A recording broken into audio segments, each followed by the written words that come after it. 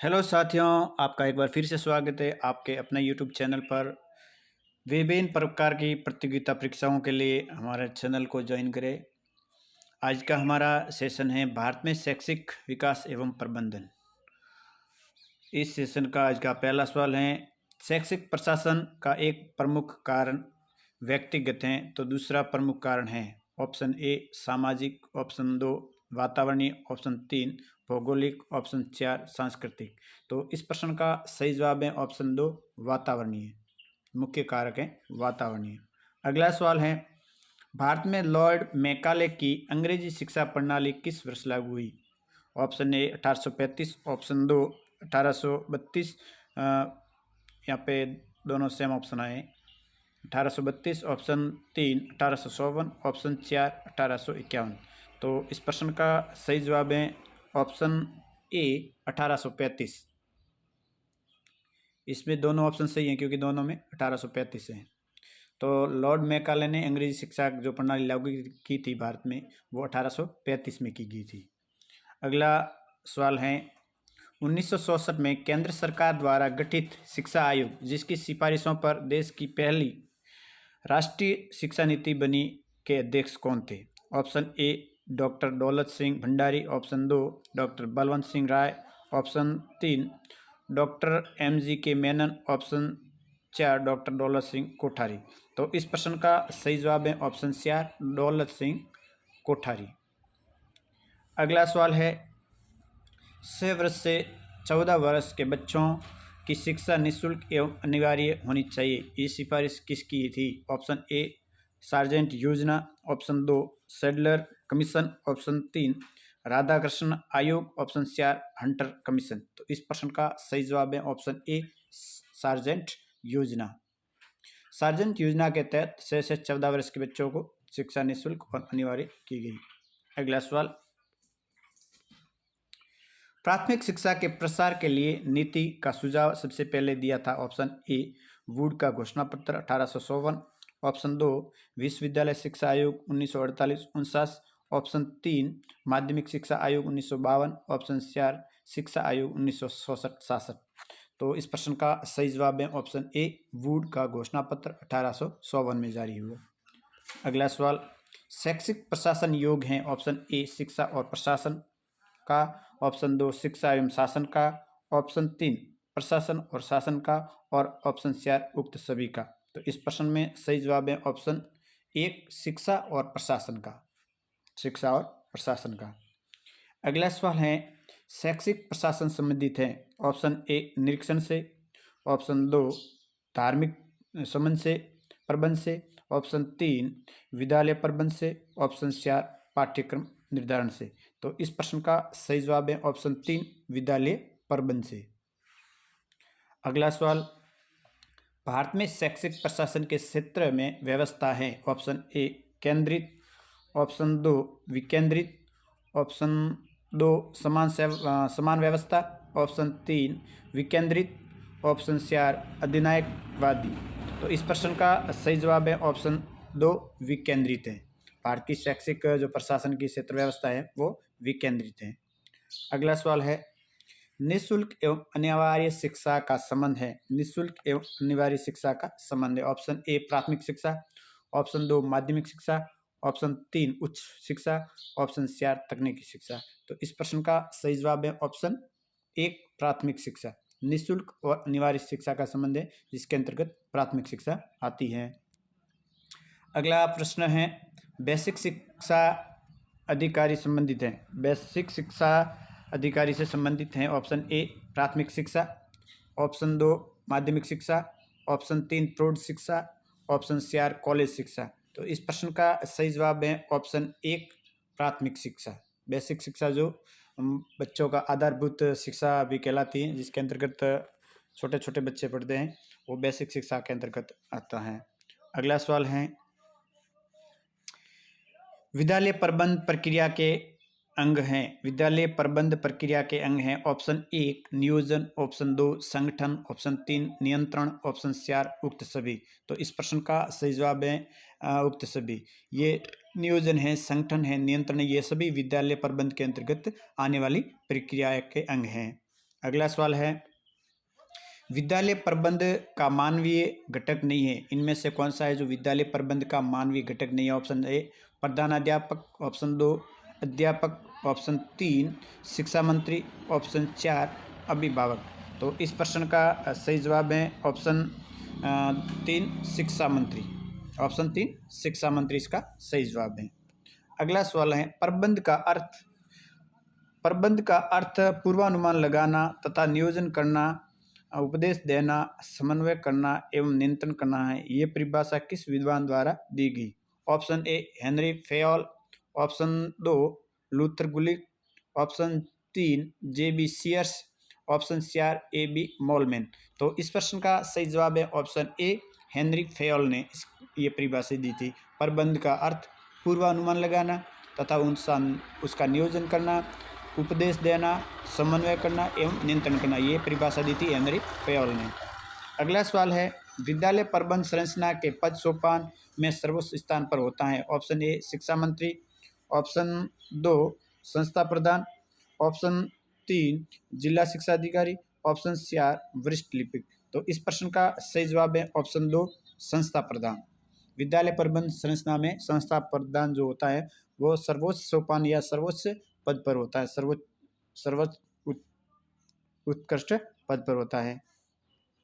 अगला सवाल है, विद्यालय प्रबंध का मुख्य लक्ष्य है? ऑप्शन ए शाला भवन को आकर्षक बनाना, ऑप्शन ए शाला भवन को आकर्षक बनाना, ऑप्शन 2 शिक्षकों की व्यवस्था करना, ऑप्शन 3 कार्यालय प्रणाली को सुधारना, ऑप्शन 4 विद्यार्थियों का सर्वांगीण विकास। तो इस प्रश्न का सही जवाब है ऑप्शन 4 विद्यार्थियों का सर्वांगीण विकास करना। अगला सवाल है, विद्यालय प्रबंध का सर्वाधिक महत्वपूर्ण दायित्व है? विद्यालय प्रबंध का सर्वाधिक महत्वपूर्ण दायित्व है ऑप्शन ए लक्ष्य और मूल्य, ऑप्शन 2 नेतृत्व, ऑप्शन 3 नियंत्रण, ऑप्शन 4 प्रोत्साहन। तो इस प्रश्न का सही जवाब है ऑप्शन 2 नेतृत्व।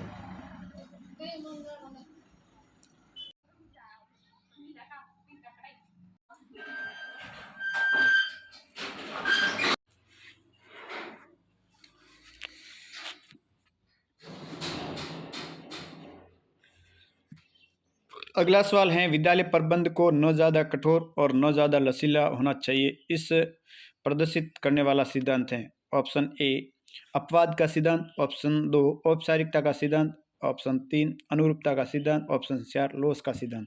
तो इस प्रश्न का सही जवाब है ऑप्शन 4 लोस का सिद्धांत, ऑप्शन 4।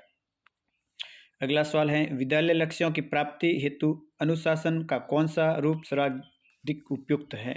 ऑप्शन ए दयनात्मक अनुशासन, ऑप्शन 2 प्रभावात्मक अनुशासन, ऑप्शन 3 स्वानुशासन, ऑप्शन 4 कठोर अनुशासन। तो इस प्रश्न का सही जवाब है ऑप्शन 3 स्वानुशासन। अगला सवाल है, शैक्षिक प्रबंधन में अनुशासन के तत्वों में से जो नहीं है वह है? ऑप्शन ए ज्ञान, ऑप्शन 2 अनुभूति, ऑप्शन 3 अभ्यास, ऑप्शन 4 सुरक्षा की भावना। तो इस प्रश्न का सही जवाब है ऑप्शन 4 सुरक्षा की भावना। अगला सवाल है, शिक्षा के विकास के लिए व्यवस्थित योजना बनाने को कहा जाता है? ऑप्शन ए शैक्षिक विकास, ऑप्शन 2 शैक्षिक नियोजन, ऑप्शन 3 स्वावलंबी योजना, ऑप्शन 4 दूरगामी योजना। तो इस प्रश्न का सही जवाब है ऑप्शन 2 शैक्षिक नियोजन। अगला सवाल है, नियोजन तंत्र के स्तरों में से जो नहीं है वह है? ऑप्शन ए केंद्रीय स्तर, ऑप्शन 2 राज्य स्तर, ऑप्शन 3 जिला स्तर और ऑप्शन 4 मध्य स्तर। तो इस प्रश्न का सही जवाब है ऑप्शन 4 मध्य स्तर। नियोजन तंत्र के अंतर्गत मध्य स्तर नहीं है। अगला सवाल है, योग्यता संबंधी शैक्षिक प्रशासन के व्यक्तिगत कार्य का लाभार्थी नहीं है, लाभार्थी लक्षण नहीं है? ऑप्शन ए आत्मचेतना, ऑप्शन 2 बौद्धिक योग्यता, ऑप्शन 3 सत्ता की योग्यता, ऑप्शन 4 शारीरिक योग्यता। तो इस प्रश्न का सही जवाब है ऑप्शन 3 सत्ता की योग्यता। अगला सवाल है, विद्यालय के कुशल प्रशासन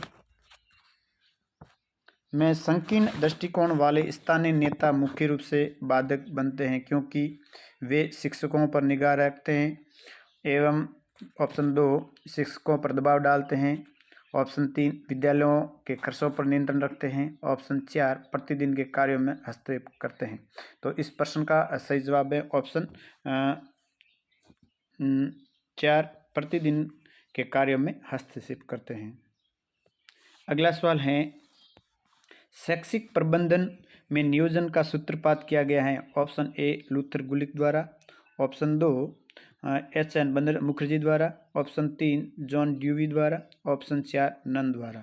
तो इस प्रश्न का सही जवाब है ऑप्शन ए लूथर गुलिक द्वारा शैक्षिक प्रबंधन में नियोजन का सूत्रपात किया गया है। अगला सवाल है अभिवृत्ति संबंधी शैक्षिक प्रशासन के व्यक्तिगत कारक का लक्षण निम्न में से नहीं है। ऑप्शन ए शिक्षा के उद्देश्य, ऑप्शन 2 सहयोग, ऑप्शन 3 सत्ता, ऑप्शन 4 प्रशासक। तो इस प्रश्न का सही जवाब है ऑप्शन 4 प्रशासक।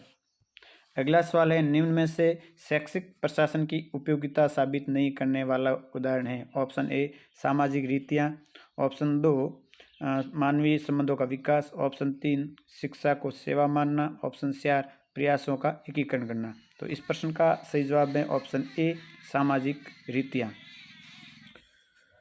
प्रश्न संख्या 27 प्रारंभिक शिक्षा में ब्लॉक स्तर पर शैक्षिक कार्यों का प्रबंधन जिस अधिकारी द्वारा देखा जाता है वह है। Option A BDO, option 2 CBEO, option 3 CEO, option 4 DEO. तो इस प्रश्न का सही जवाब है ऑप्शन 2 सीबीईओ।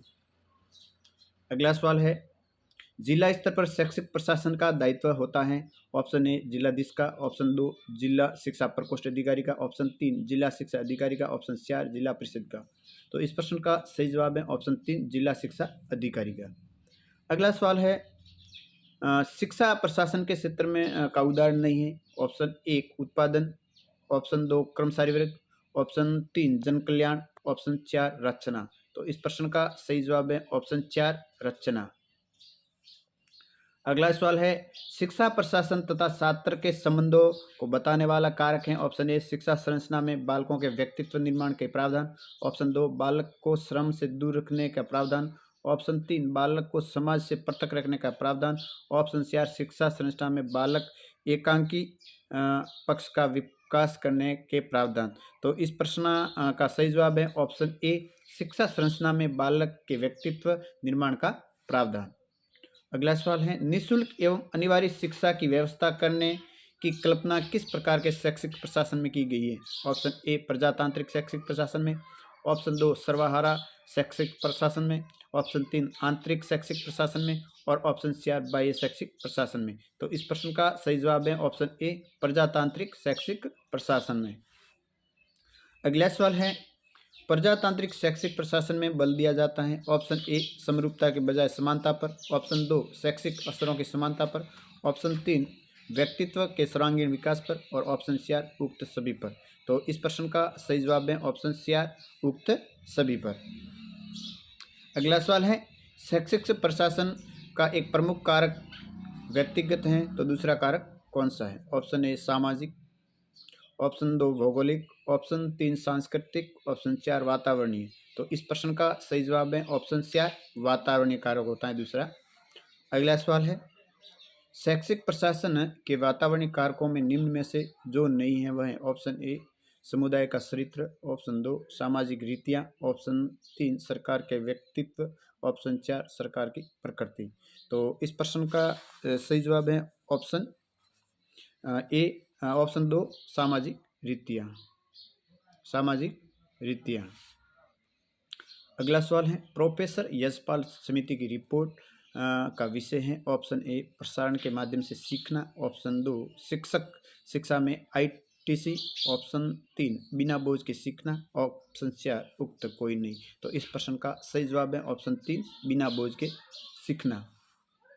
अगला सवाल एनसीएफ नेशनल करिकुलम फ्रेमवर्क 2005 के मार्गदर्शक सिद्धांतों में कौन सा कथन अधिक उपयुक्त है। ऑप्शन ए ज्ञान को विद्यालय से के बाहरी जीवन से जोड़ना, ऑप्शन 2 अंक प्रणाली के स्थान पर ग्रेडिंग प्रणाली पर बल दिया जाए, ऑप्शन 3 ये सुनिश्चित करना कि सीखना रटन प्रणाली से मुक्त हो और ऑप्शन 4 उक्त सभी।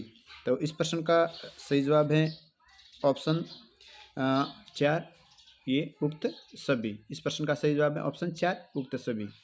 अगला सवाल है, ऑपरेशन ब्लैक बोल्ट योजना के तहत प्रारंभ हुई है। ऑपरेशन ब्लैक बोल्ट किस योजना के तहत प्रारंभ हुई है? ऑप्शन ए एनसीएफ 2005 के तहत, ऑप्शन 2 कोठारी आयोग की सिफारिश पर, ऑप्शन 3 राष्ट्रीय शिक्षा नीति 1986 के तहत, और ऑप्शन 4 उक्त किसी के तहत नहीं। तो इस प्रश्न का सही जवाब है ऑप्शन 3 राष्ट्रीय शिक्षा नीति के तहत। राष्ट्रीय शिक्षा नीति 1986 के तहत। अगला सवाल है, विद्यालय परिसर की अवधारणा का क्रियान्वयन सर्वप्रथम कहाँ हुआ है? Option A Rajasthan, option 2 Bihar, option 3 Uttar Pradesh, और ऑप्शन 4 मध्य प्रदेश। तो इस प्रश्न का सही जवाब है ऑप्शन 3 उत्तर प्रदेश। अगला सवाल, बुनियादी शिक्षा का विचार सर्वप्रथम किसने प्रस्तुत किया? Option A Mahatma Gandhi, option 2 doctor Rajendra Prasad, option 3 Vinoba Bhave, option 4 doctor Zakir Hussain. तो इस प्रश्न का सही जवाब है ऑप्शन ए महात्मा गांधी। इसके साथ ही आज का सेशन समाप्त हुआ। आपको अच्छा लगा हो तो शेयर, लाइक और सपोर्ट जरूर करें।